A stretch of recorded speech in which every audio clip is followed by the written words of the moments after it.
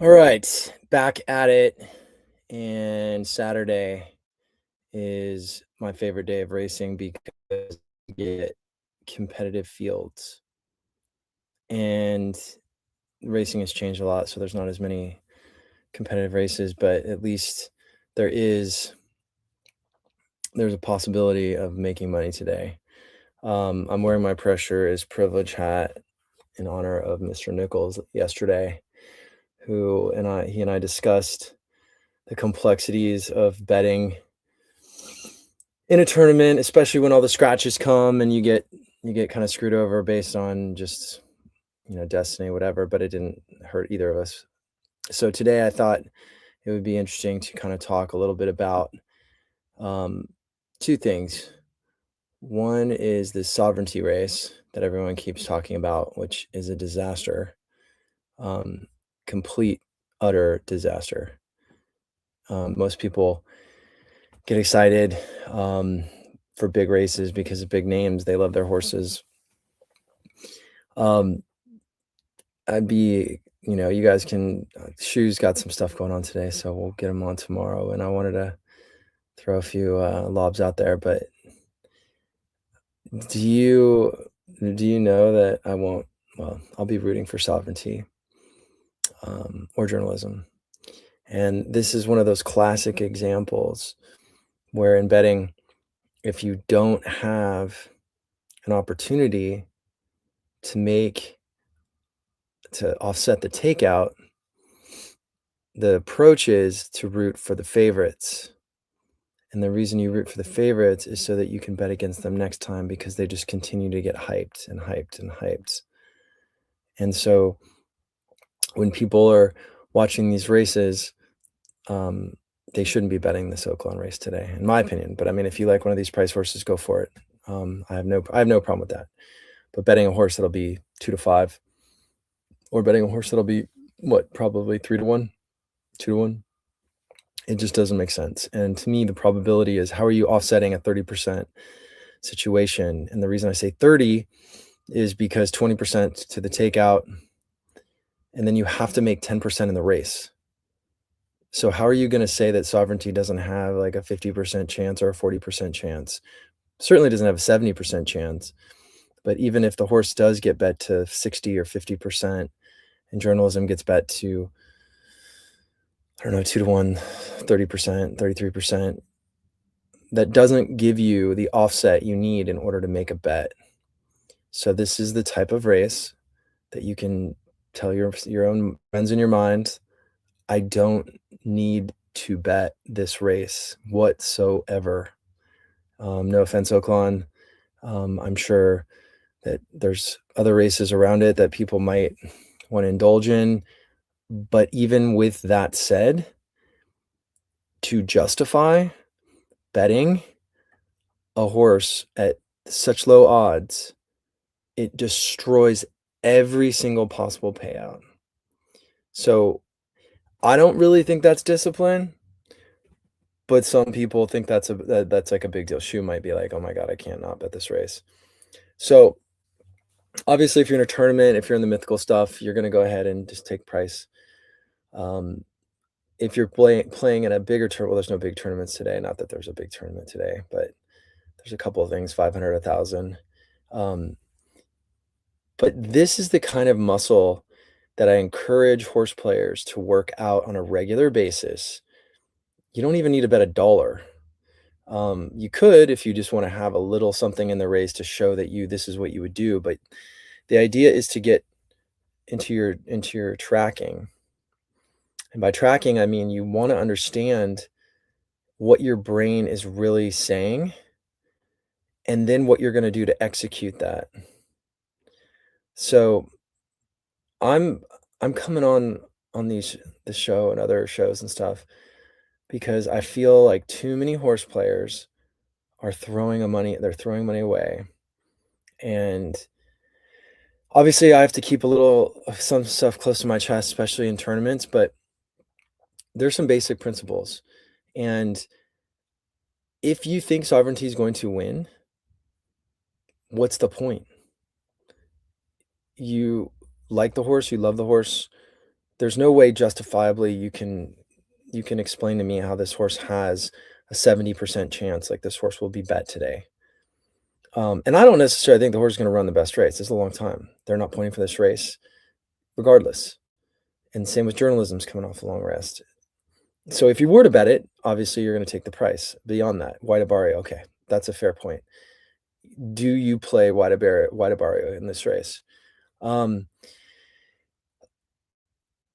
I can't argue at 4 to 1 or above, but I just don't think you're gonna get that. And I can check just really quickly here to see what might be some of the odds here in this race overseas, just to get a flavor. But again, if you're gonna be profitable, the key is discipline and working out this muscle that says no. Most people can say no to a lot of things in life. Bad stocks, bad people, jobs, time, energy, certain foods. Some people can't resist certain foods. It's all the same frequency. So if you're going to get your morning workout and you didn't go for a run or you didn't lift weights, this is one of your workouts for the day. Sit on your damn hands. Don't get sucked into this. And again, I could be wrong. And sovereignty is not going to run, at least 20, probably 20 to 40% of the time, his best race. So I have no problem with you betting against sovereignty. I do have a problem with you betting on him, and I have a problem with you betting on journalism. Even if either of them win today, it doesn't mean I'm wrong. This is the long run game. If you're playing the long run game, you're not concerned with a little bit of ego stroking that comes from identifying a horse at 2 to 5 or 3 to 5 that's going to win a race. So, horse players, people, if you like the races around it, again, resist. You don't need to bet a pick 3 or a pick 4. You don't need to get sucked into this stuff. If there was another good horse in that race, it might be interesting because now you have, a foursome. And a lot of times you really need a foursome because if you don't get a foursome, then you can't extract the value. And I'm going to say it one more time. The only way you can make a bet on a horse race is if you can overcome 20% takeout and you can earn, in my opinion, 10%. So you got to overcome 30% in a race. And I hope some bomb comes in. And again, like I said, if you don't bet on sovereignty or journalism, you're fine, to me. But this is the theme of what I'm trying to do here is to pick your spots. And I can't find the odds on what journalism is going to be right now, or sovereignty or White Abarrio. If you know, you could throw in the chat. But anyway, it's one of those things where people like to talk about horse racing because we love it so much. Oh, again, if you're in a tournament, if you're hanging out with your friends, don't you want to be right and actually make a statement? So save your breath, be patient, and find the one race on the day. The one race. And this is going to be major discipline, and I'm sure nobody's going to do it, which is fine. But find the one race on the day that you want to slam, that you think is your love it race. And if it's going to be a love it race, you got to overcome 30% in the takeout, 20% in the takeout, 10% profit. If you're betting horse racing and you're not trying to make a profit, then you don't need to talk to me or listen to me, whatever. It doesn't matter. Not that you're going to listen to me anyway.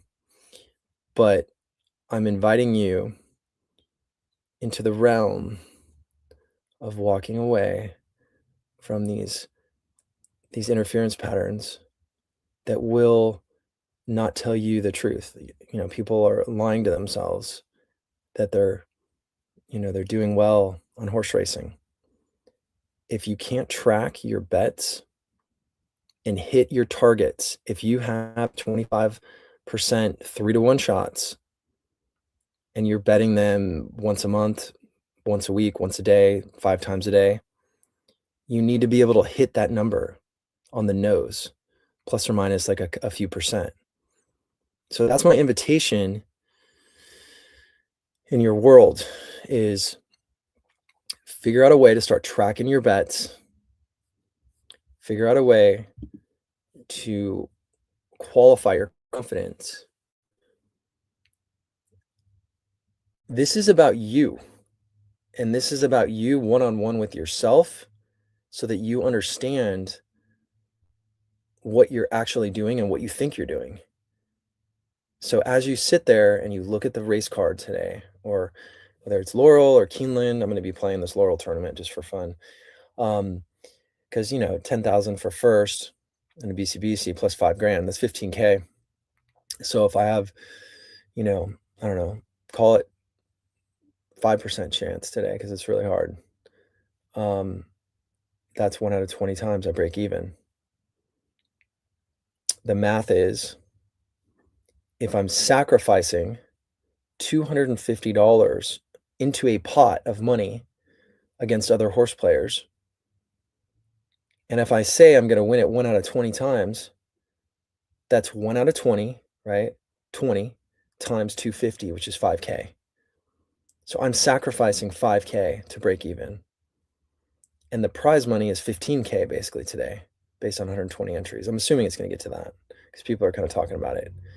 So that's another piece to this is getting your ducks in a row to understand your calls, your takes, labeling them, not just casually speaking them into the air and into the ether and throwing them out there. Oh my God, I like this horse. I love this and whatever. It's like, I'm the type of person that thinks that words are worlds. And if your words are not consistent and you're not doing what you intend to do, it's just inauthentic.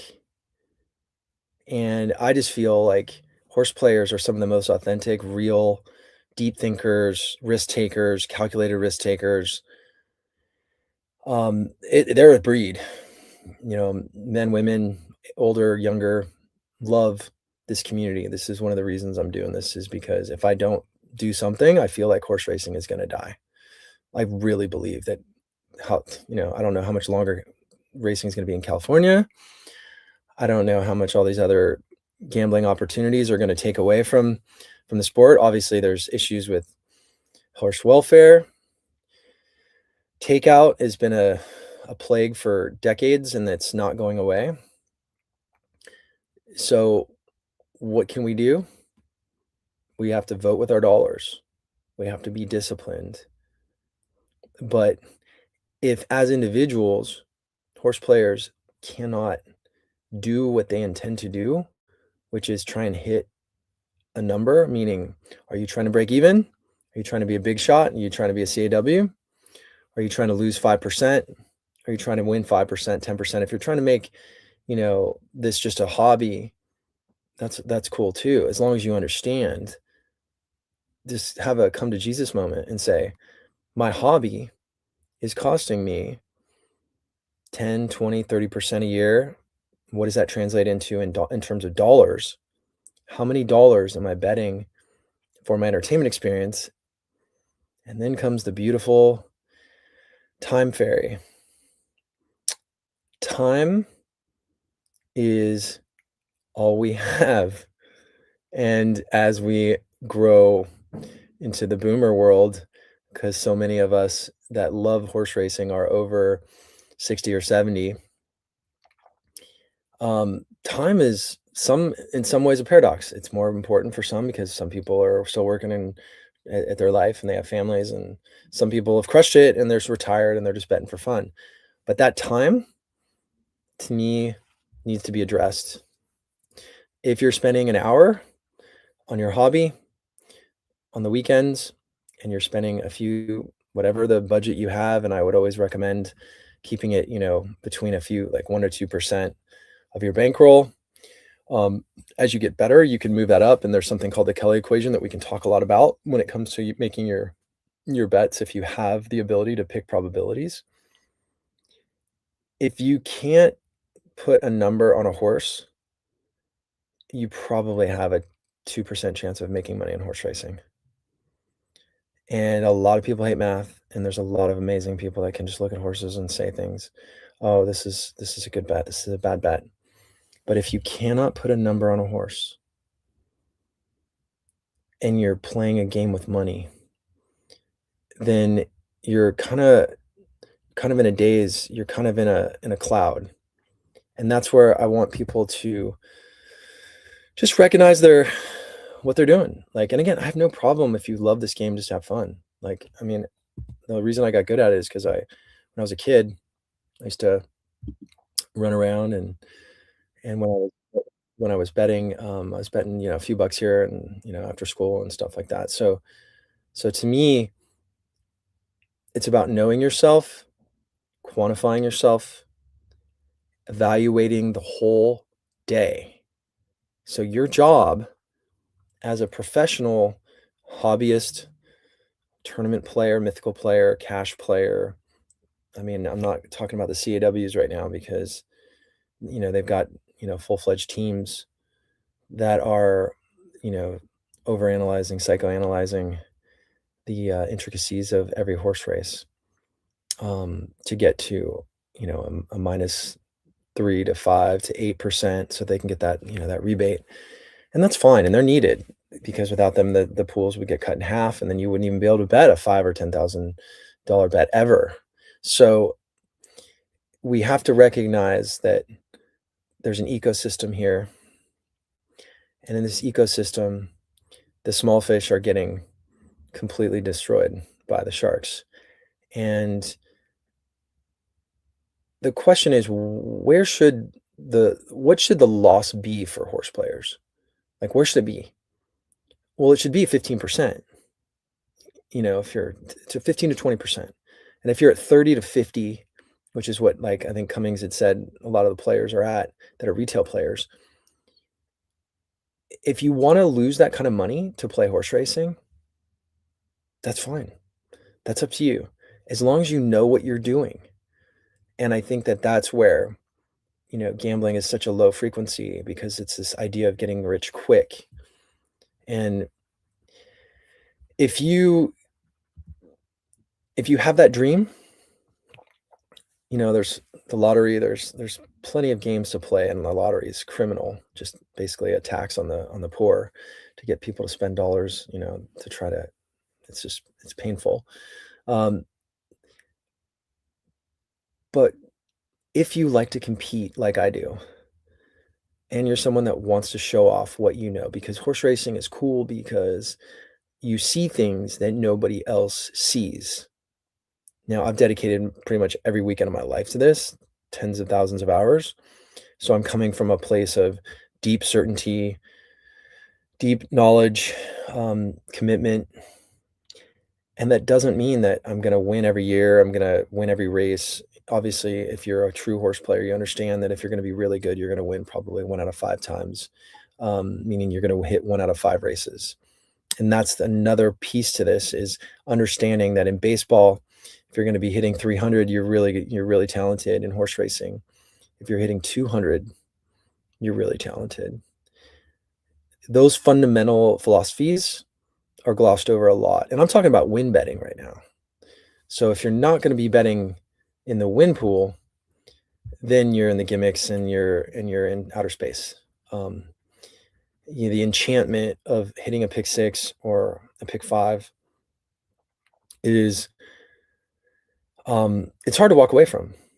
I've lost tons of money in the pick six.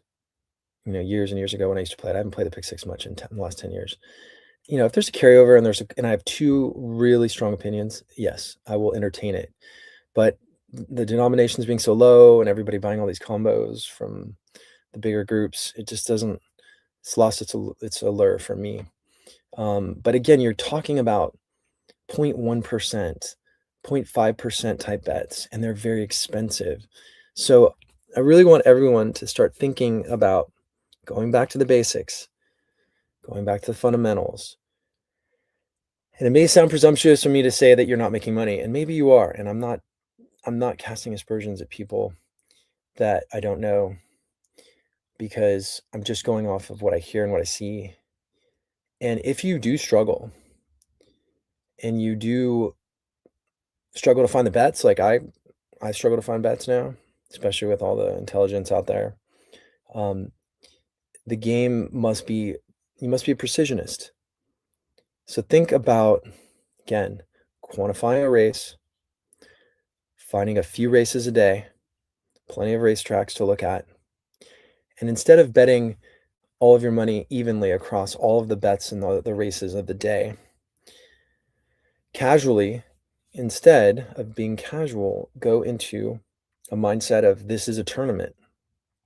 This is a do or die situation, and your calling, your mission in life is to make money today. If you take on a mindset where you cannot fail, or you will let someone down, including yourself and others, and that might be the case a lot of times.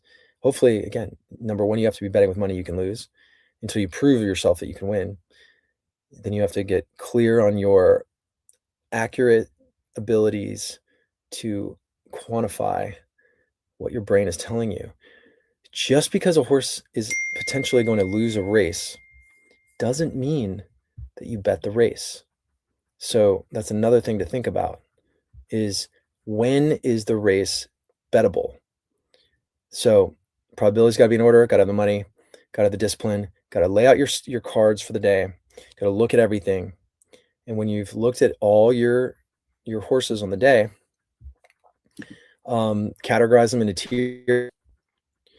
And then after you have your tiers together, tag them. And when I say tag them, just use something as simple as I love it or I like it. If you don't, then just say it's an average bet. It's neutral, whatever. So take on a mindset now.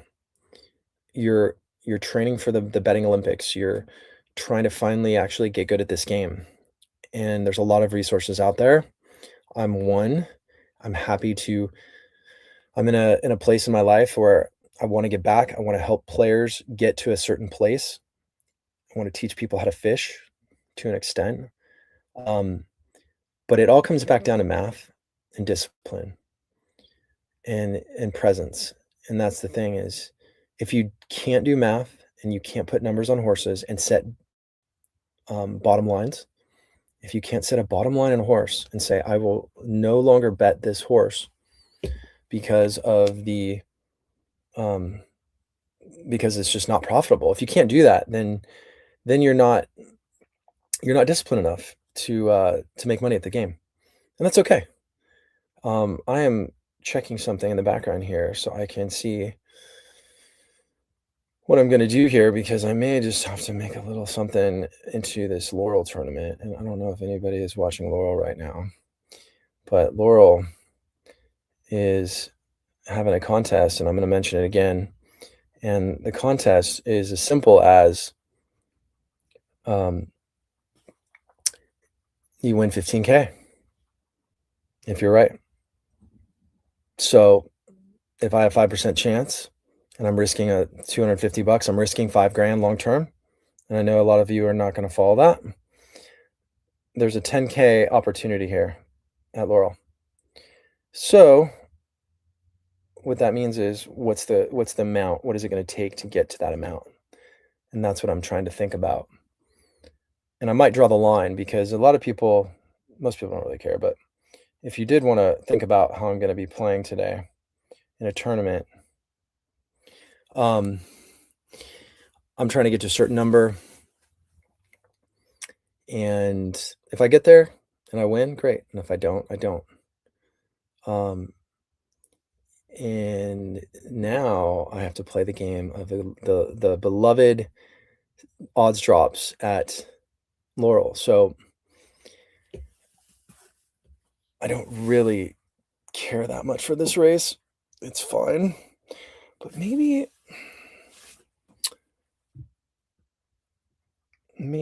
I should consider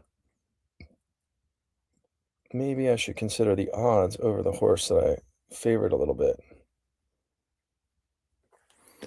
And this is where it gets interesting. So I will just have to take the odds that I think are going to be there. And again, this isn't, you can't see what I'm doing, but I'm playing a tournament and it's not about the horse that I like. It's about the odds. And so when I'm playing the odds, and there's the drop down to 3-1. But anyway, this is not about me loving a horse in a race. It's I'm doing my best to project the odds of the horses to get me to a number. So that's the neutrality or the what do you call it? The discipline it takes. And I'm not sure if you're watching this race, and it's just cutting out in and out, but I want to see, if I can have the odds in my favor, because sometimes these things drop and you're just like, and you're stuck. And it's like sometimes, the horse wins that you like more, sometimes the horse wins that you like less. And in this case, I guess I'm gonna cash. So this was a Laurel race real fast. Not a big deal, 3-1. The majority of these horses, these top 3 horses, are all around 20% maybe, something like that, 20 to maybe low 20s. So initially going into the race, I don't have a strong opinion. If I put a number to it, I'm not attached emotionally. And I think that's something that some of us are better at than others. Some of us can walk away from situations because we're neutral. Some of us have different, you're gonna laugh, different star signs that will wire you to be different, and you can handle more emotion or less emotion. Myself. So if I put a number on a horse, 3-1, 25%, 22%,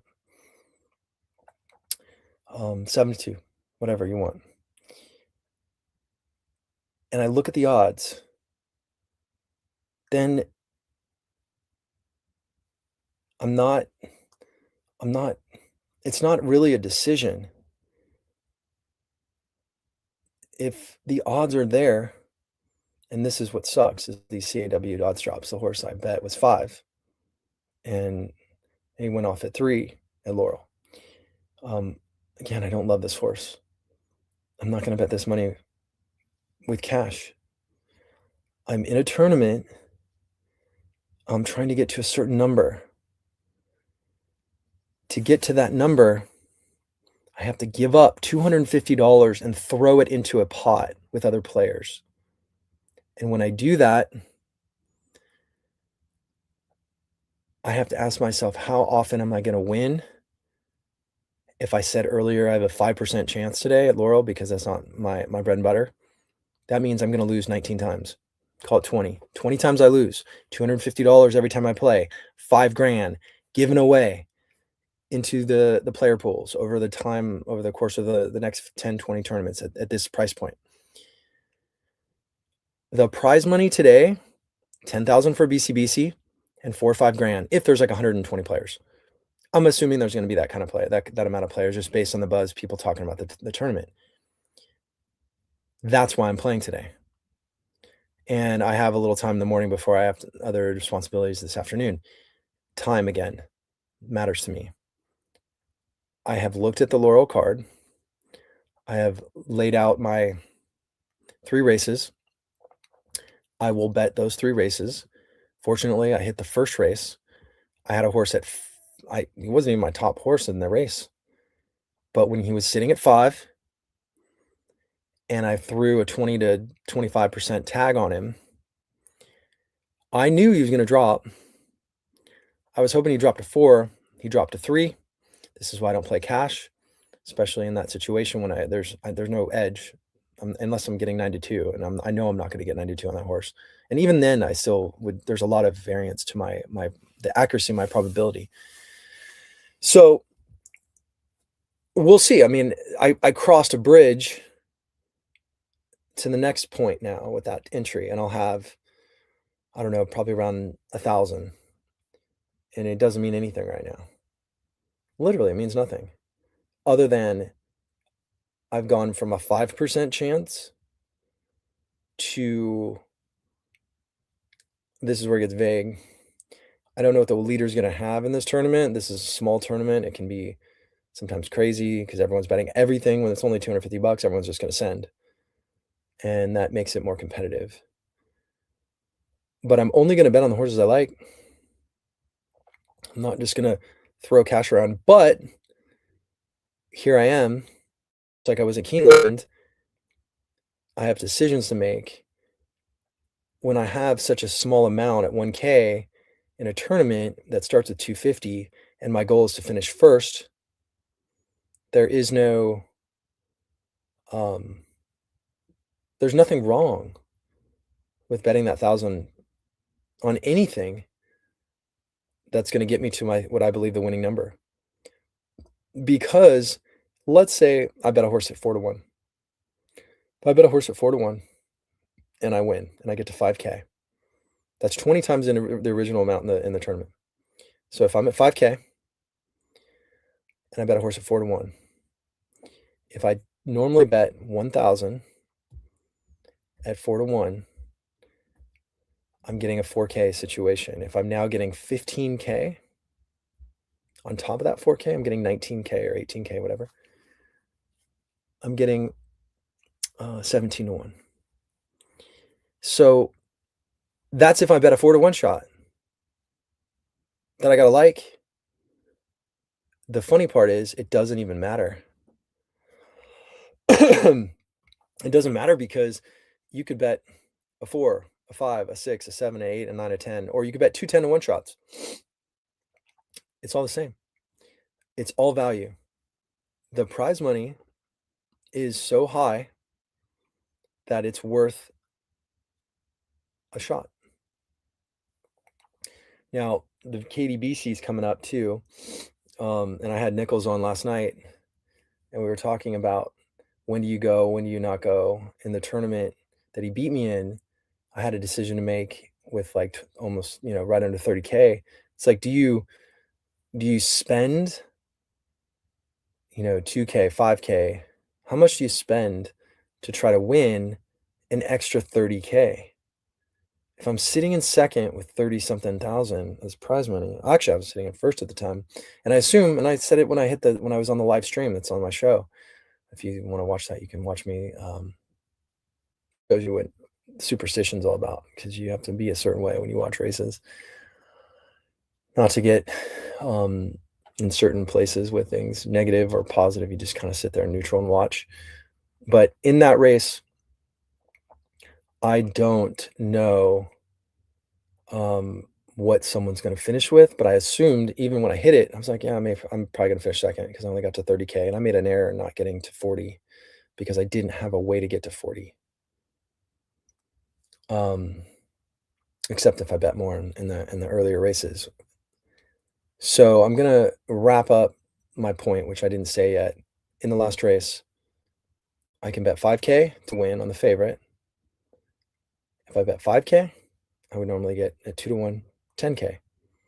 Instead of getting 10K, assuming I'm gonna finish second still, the difference is 30 something thousand. So 30 something thousand plus the 10K, 40K. So is it worth it for me to bet 5 grand at 2 to 1 in the final race at the tournament to get 40K? Sure. I'm getting 7 to 1. 5 times 7 is 35 plus my 5 back, or however you want to do the math. 5, 7 eighths, 1. There's nothing wrong with that. I didn't feel, and this is where the complexity comes in. I just didn't have the confidence to do that, or I would have waited and saved my money to do that at the end anyway. But that's the intuition. I cannot argue with a player that does that. It's just, it wasn't for me that day. And that's the muscle, like knowing when you're playing football, and I didn't play football. I do have a good video on the Super Bowl a couple years ago where I was very adamant about how the Eagles should be bet at 4-1 when the Super Bowl is best bet in the last 10 years. Sometimes you just have to throw that stuff out there. Football is an amazing game in the playoffs to bet, by the way. But when you're playing football and you're going to understand the gaps as a running back, and you know where you're supposed to go, there's guys like Kenneth Walker, who, there's a reason he got let go. He doesn't follow the rules. He doesn't do what the coaches tell him. He improvises. He's like a jazz musician. If you're a good improviser, and I thought he should have been the lead back all season long, and anyway, they won the Super Bowl. They knew what they're doing. But the point is, there's certain situations like that where you can improvise and you can be really good. I'm not going to say that I don't improvise. I improvised in the BCBC last year.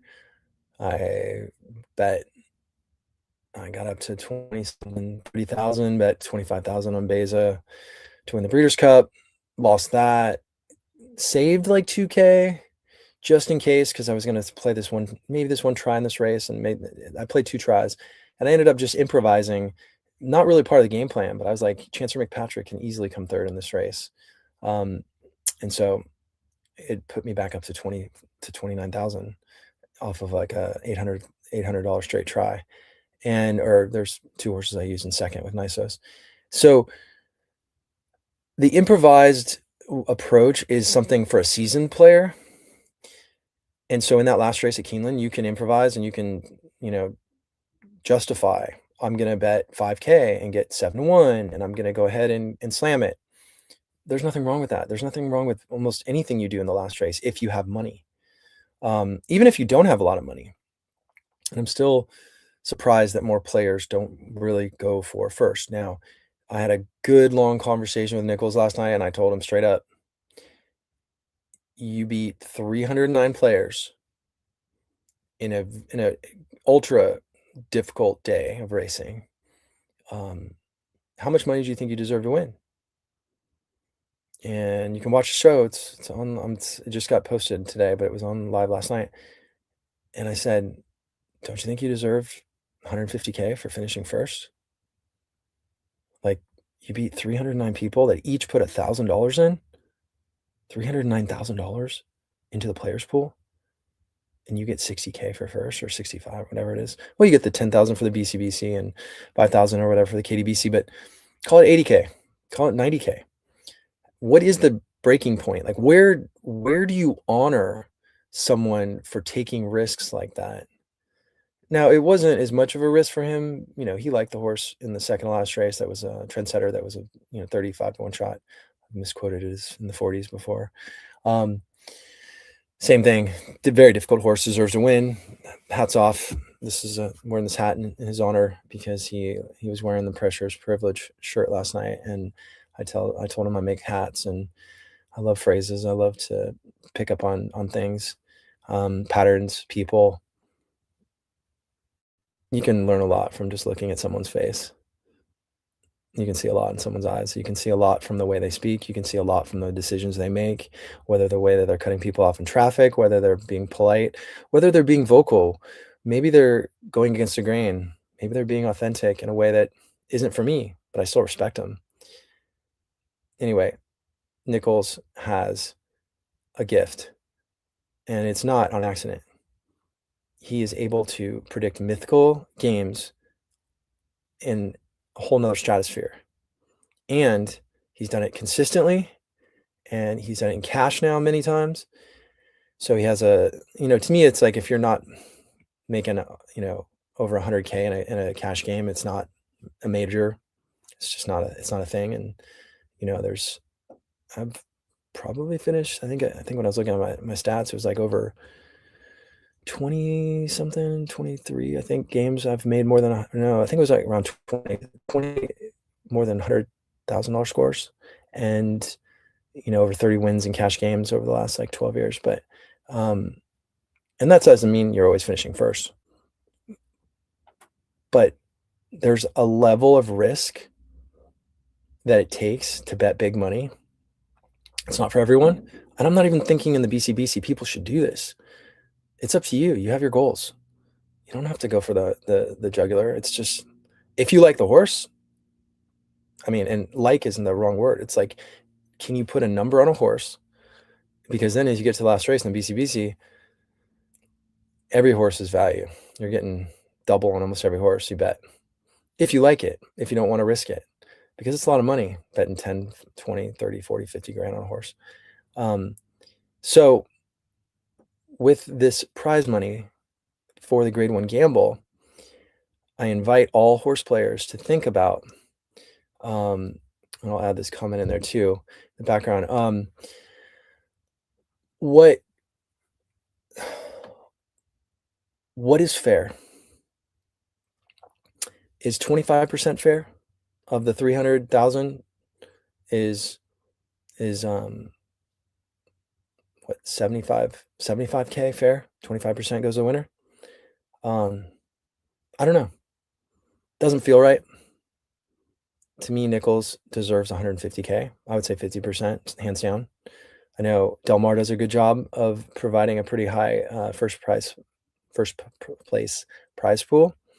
BCBC, I was reading, I think I saw something about them adding more money to the prize pool, but pushing it down further. I still can't believe the BCBC isn't $1 million for first yet. It kind of pains my soul, because that is the mecca of horse racing, truly the mecca. Every single trainer is gearing his horses, or get his or her horses up for that day. And it blows my mind. Love Tim Schramm, love Breeders' Cup, love all of what they do, but getting their prize money for first, it should be higher. I think it's a better story to go around the world to the gambling community and say, hey, somebody made $1 million betting on horse racing. There was $1 million bonus, by the way. I don't know if any of you remember that, but there was a time where we would put 7,500, double it, basically 5, 6, 7, 8 grand. We would bet on ourselves to get a chance at winning. Well, it wasn't $1 million bonus. It was like probably 600, 700K after it was an annuity. I did that at least 5 times through a probably over 50K. But then I won a Del Mar one where I bet on myself, put $500 down and got 50 grand, because of a insurance policy that was set up for that tournament, which was cool. I don't know if many people know that, but at Del Mar, you could bet $500 on yourself to win the tournament at 100 to 1. I know Paul Matthias did that, I think, at NHC once. That was cool. And he won the NHC. That was beautiful. So when you think about how much money it takes to go into winning tournaments, the people should be rewarded at the top that do that. And if the tracks want more churn, as they say, then let people bet less races. Don't force people to bet to 7 races a day. The fundamental logic behind telling someone you must do this when they're not necessarily desiring to do it, thinking that that's going to lead to them betting more and more and more and more and more. If you're in the tournament and you're going to be betting 2, 3, 5, 7 grand, if you're in the tournament, you're going to churn that money. It's averaged 1.7 across almost all tournaments is the average. Maybe it's 1.9 on Breeders' Cup. And so the audacity to handcuff us horse players and say, hey guys, bet 7 races because we want you to. Just because. Oh, because we think it's more churn for us. Okay, Is that horse player friendly? Um, and when you do that, we're gonna assume that when you do win on the things you don't really like, that you're gonna bet more. Like, that's the fundamental logic strain that I still can't follow. Um, you can have a minimum number of races. I think Chris does a great job at Del Mar, what, 3 or 4 or whatever. Um, 7 races is ridiculous. Um, I understand that racetracks want churn. Horse players want a lower takeout. Tournaments give us a chance to have a lower takeout because when I'm playing this Laurel tournament today and I put $250 down on a 3-to-1 shot that won, and I'll check the standings in a second. If that somebody has the standings for that ExpressBet tournament, throw it in the chat and I'll get to your questions in a sec, guys. You know, where are the tracks putting money into the pot to sweeten it? Why are other gambling companies across other sports industries putting money into the pot, sweetening the pot? But we have tournaments, $309,000 goes into a pot, and the winner gets 90K. I get people want BCBC. Keeneland wants to give away BCBC seats. They want people coming back to bet more. I get that. Take that out of the bottom. Give the winner his due. I'm not even talking about mine.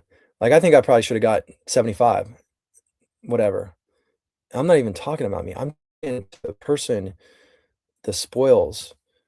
Victor, the spoils go to the victor, man. And I'm just like, it's just starting to make me wonder, like, can the horse players come together and have some demands on these tournaments, on these rules? If you're gonna put cash money into games and you're gonna risk money, like, it's a hard decision today to decide with this Twin Spires tournament at Keeneland. It's $1,000 buy-in, right? So 500, I think, goes to the bets. 500, your bankroll, 500 goes to the pot. What do you think it takes to win the Twin Spires Keeneland tournament today? Have a crack in your mind.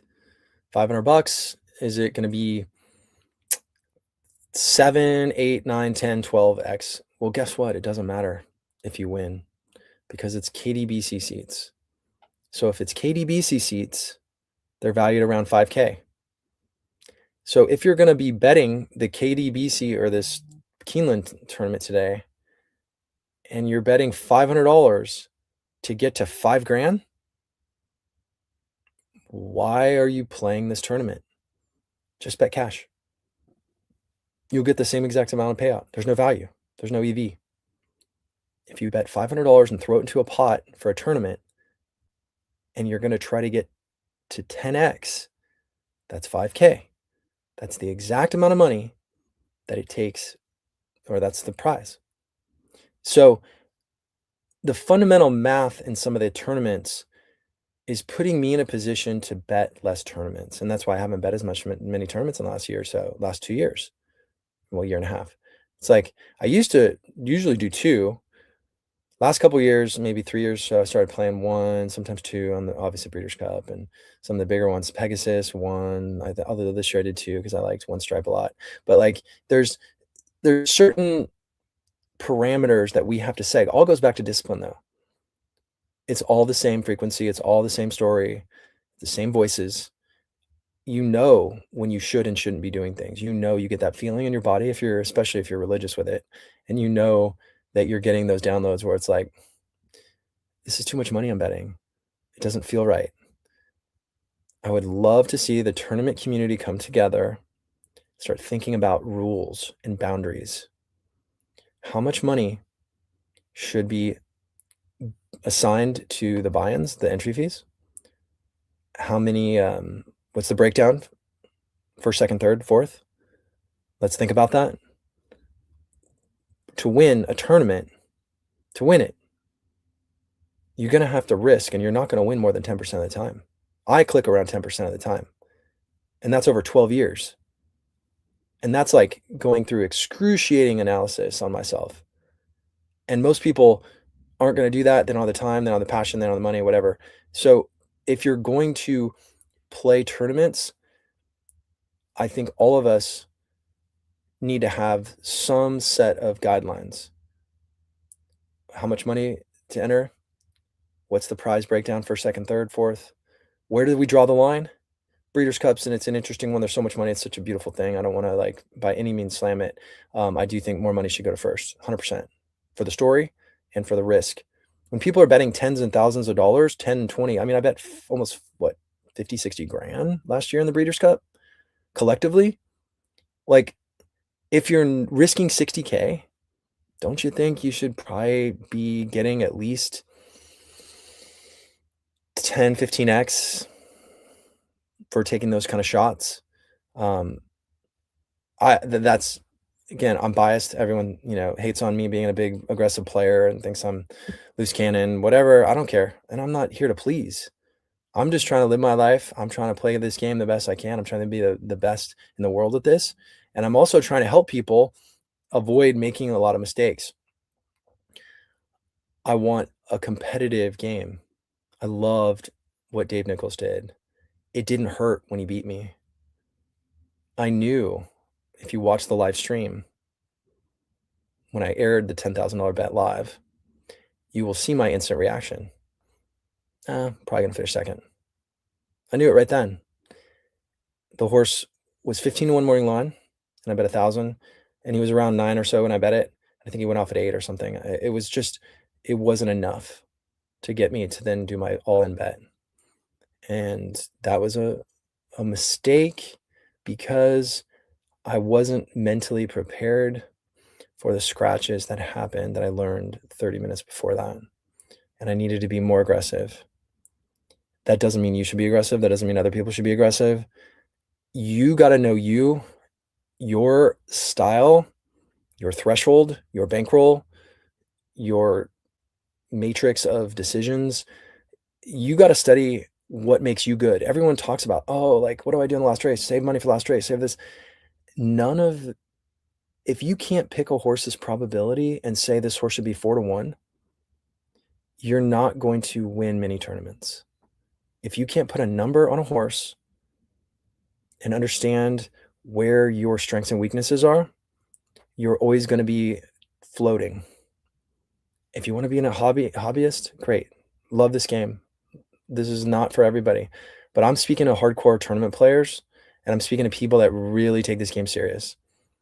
And a lot of you guys probably aren't going to agree with me. A lot of people are going to crap on what I'm saying. I'm trying to come up with a philosophy or a blueprint for horse players to understand tournaments.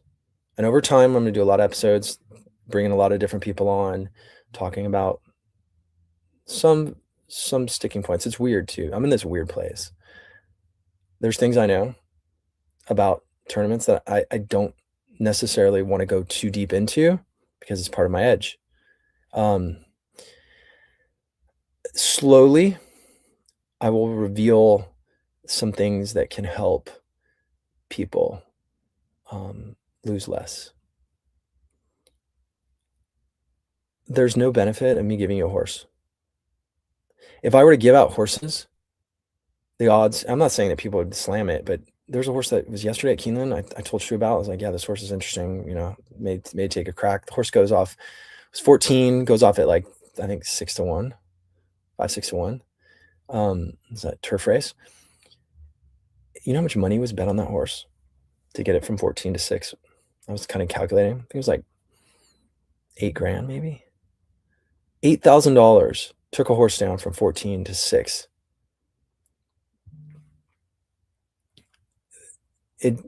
There's no point in giving somebody a fish. The whole point is teaching people how to fish. So pardon me if you don't like that I'm not going to be necessarily throwing horses' names out and stuff like that, but I'm here to be a guide and to bring other people on that can talk more hardcore. Everything out there right now is so fluff. Um, I I don't know who to turn people to enter the game of horse racing. And I'm gonna try to bridge that gap through over the course of my shows and stuff. I wanna get people and I'm not talking about someone that's at level 1, talking about getting people from level 3 to level 4 or something like that, or level 6 to level 7. Um, so recapping, and I'm gonna answer these questions that are coming up. Know yourself, put numbers on horses. If you can't put a probability number on a horse, start writing down how many times you like a horse to win over 10 races, 20 races, 30 races. Write the odds, write the horse's name down, and start seeing what you're hitting and what you're clicking. Are you hitting your 4-to-1 shots at 20% of the time and breaking even? Or are you not delivering and you're hitting at 15%? Then walk away from all your 4-to-1 shots for the rest of your life or a month, or slim it down, trim it down. Understand the sweet spots, your favorites, your second favorites, your third favorites, and your long shots. Maybe you need to be a long shot player. You didn't know that. Maybe you didn't know that you're actually a better long shot player than you are. Long shots are uncomfortable. Everything that's good in this life is uncomfortable at first. Everything. Think about everything in your life that you've accomplished. There was a grueling experience that you went through to get to a place of paradise. That means you're going to have to hold yourself accountable to this weird little sensation in your body. Oh, I'm probably not going to win today. Okay. If you bet like Dave Nichols did, and you bet on Trendsetter at 30 something to 1, there's no question that Trendsetter is going to win that race probably 1 out of 30 times. And even if he wins 1 out of 40, and it's hard to do that. It's hard to do that math to get the difference in the nuance of like 1 to 2%. It's very, or 1 to 3%. It's very difficult. But my point is stretching yourself to come out of that cocoon is that's the mental gymnastics of this game. Put a number on your picks. Put a confidence rating on your picks. Is it an A, B, or C? Do you love it, like it, or is it neutral? Start tracking yourself. Put that in your phone.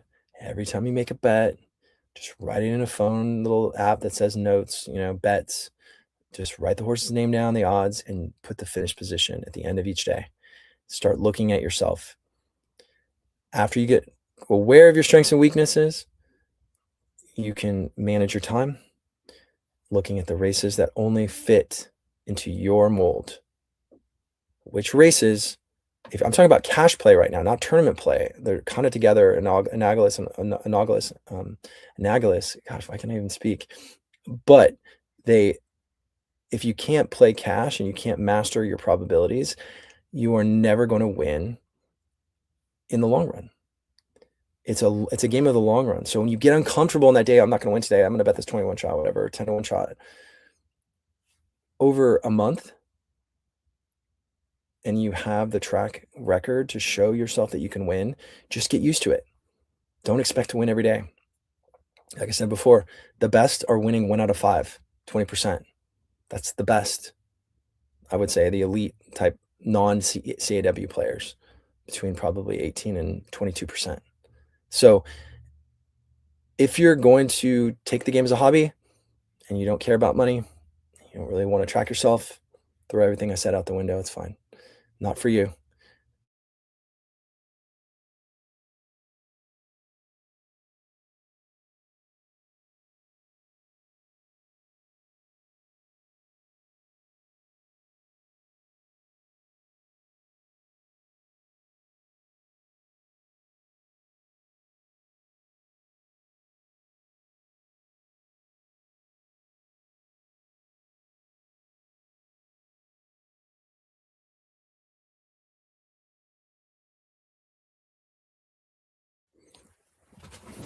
I'll be right back if you can still hear me. If you can't, hold 1 second.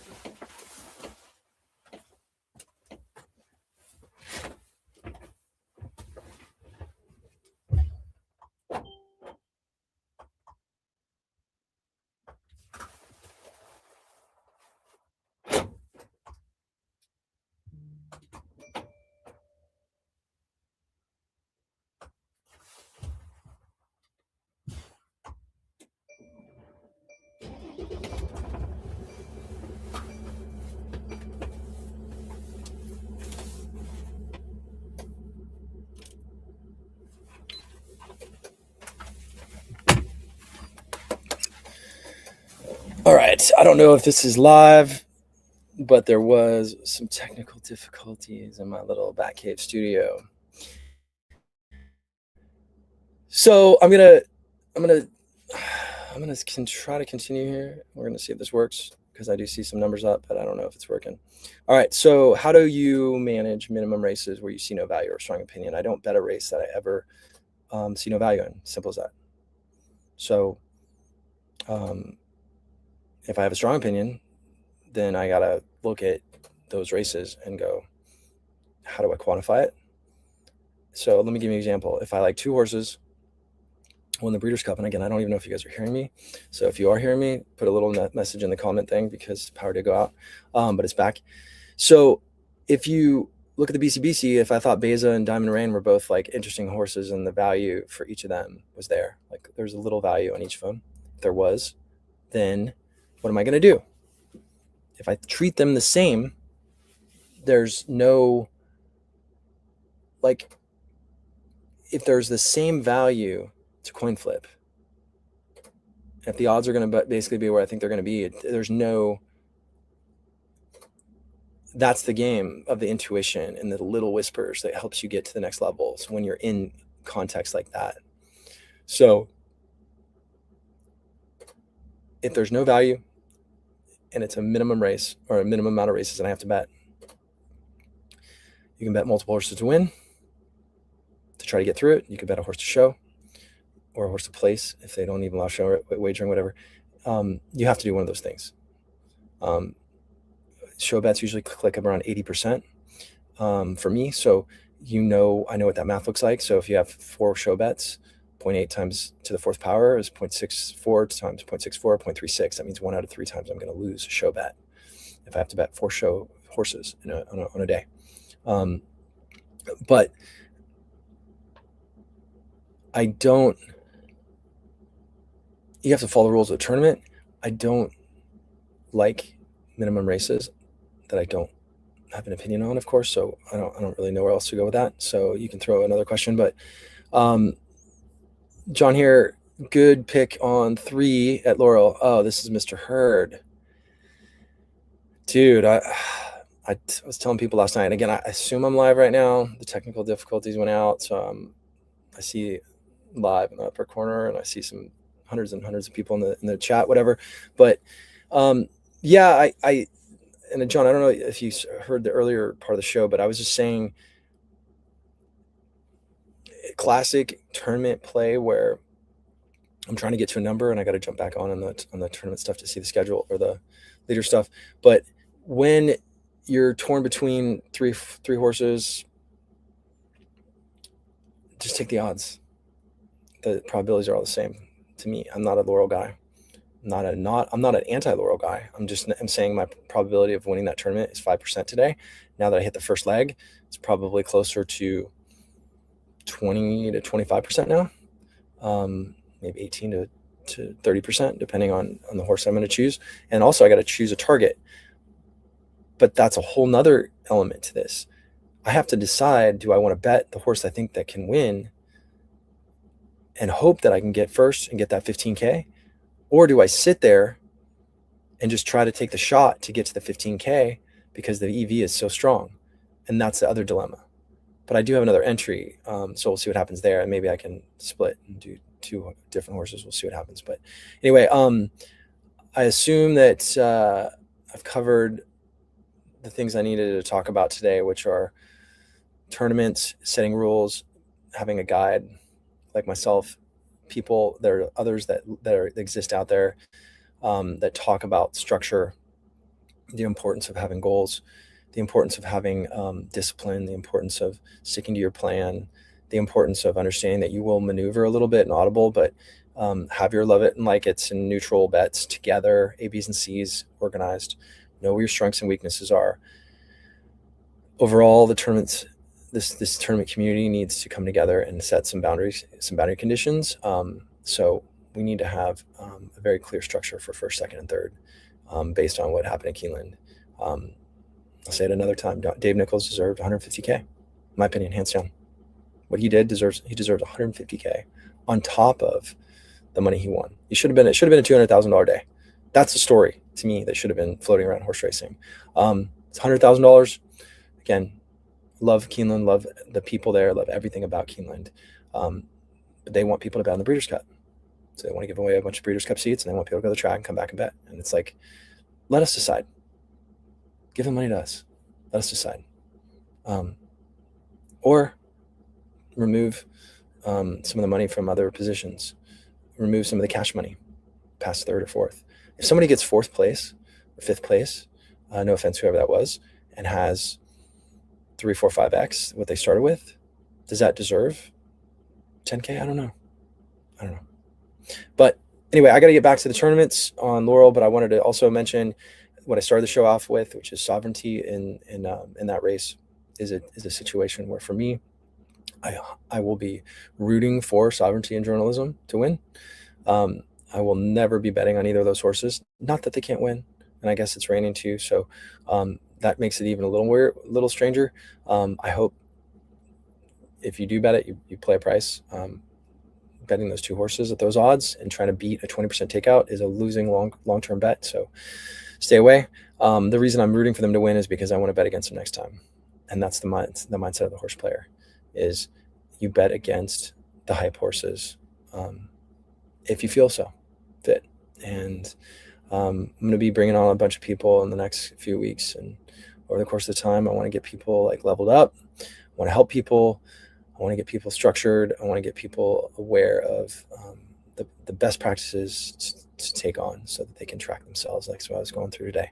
So I'll post this video later. We'll see what happens in the Laurel tournament. Probably not going to play Keeneland. I'm tempted, but like I said, betting $500 to get to, I mean, I guess you could bet. So the alternative is you could bet the Keeneland tournament at TwinSpires today, and you could bet $500 at like 4-1 on a 4-1 shot, or get to 4-1 or 5x.